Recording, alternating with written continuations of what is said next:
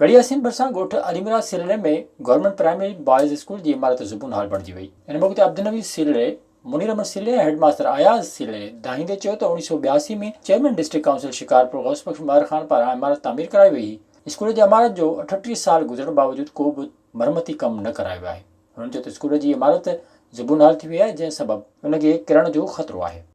अलीमुराद ॻोठखाना जो पंहिंजो रवासी आहियां। असांजी बिल्डिंग आहे पंहिंजो इहो स्कूल जी 1960 खां तामीर थियल आहे।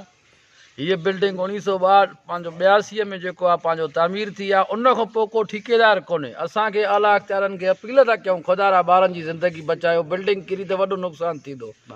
हेडमास्टर आहियां ऐं मूंखे तक़रीबन 17 साल थिया आहिनि हिन स्कूल में ड्यूटी कंदे।